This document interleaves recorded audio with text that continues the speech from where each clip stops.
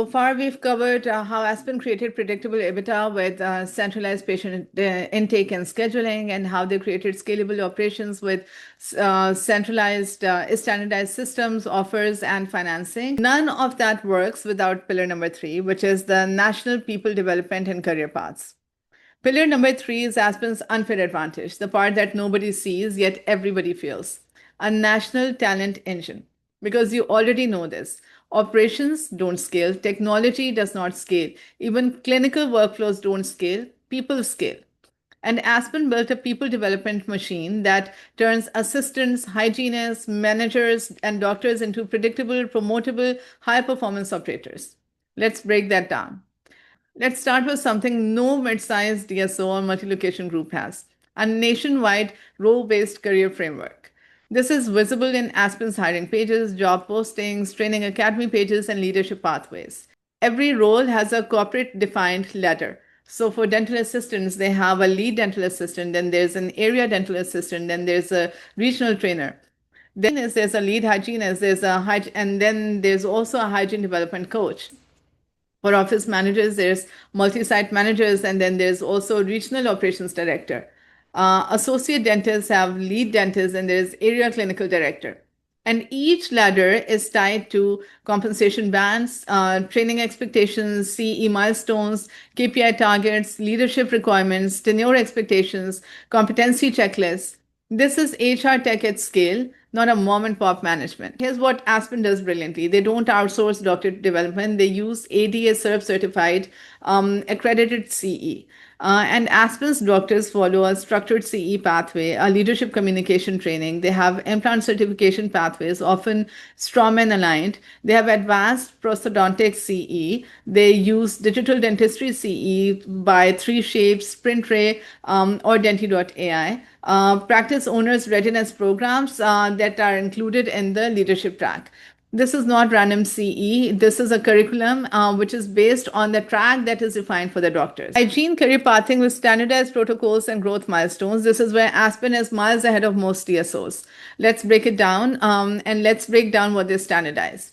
So Denti.ai or AI voice charting system is what hygienists use, which makes them faster, more accurate, more standardized, and fully documented. And it creates the cleaner data set across hundreds of offices. Next is the Trios-based hygiene scanning protocol.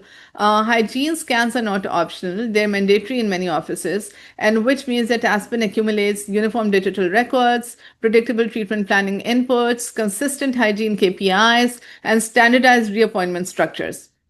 The last but not the least is milestone-based growth ladders. So hygienists follow level 1, level 2, lead hygienist, then hygiene coach progression. They have standard oral care recommendation systems by Philips and Vardis partnerships. They have incentive structures aligned to the hygiene KPIs. So this is predictability in the most variable department in the industry, and Aspen has mastered it well. Assistants at Aspen follow standardized credential-aligned education. They have DANB aligned radiology certification, and then they have Dale Foundation CE library. Most DSOs give assistants a binder and hope for the best. Aspen does not do that. Aspen gives them an accredited professional pathway that they can use to progress their career ladder. One thing which is huge for Aspen is that they use competency-based promotions that are tied to KPIs and tenure. This is huge because Aspen evaluates growth using data, not personality. Every role has KPI expectations. So for dental assistants, the KPIs may include scanning accuracy, turnover time, clinical readiness score, inventory management compliance. For hygienists, it's reappointment rates, it's protocol adherence, it's case presentation assist metrics. For office managers, it's AR days, no-show rate, chair utilization, there's membership and financing attach rates. And for doctors, the KPIs include case acceptance, digital workflow compliance, production per hour, clinical consistency score. You don't get promoted because you've been here long enough. You get promoted because the metrics say that you're ready.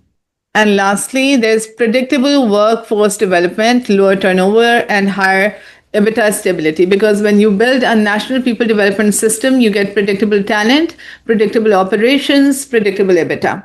This is a part most multi-location groups never truly understand. Standardization is not about limiting people, it's about amplifying the business. It makes everything measurable, coachable, auditable, and improvable.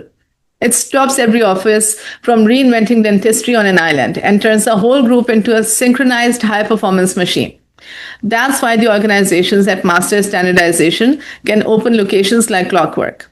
The EBITDA does not shift from one office to another. The KPIs don't depend on who picked up the phone. The financial story feels like a platform and not a patchwork because they've built a system that makes every location run the same way.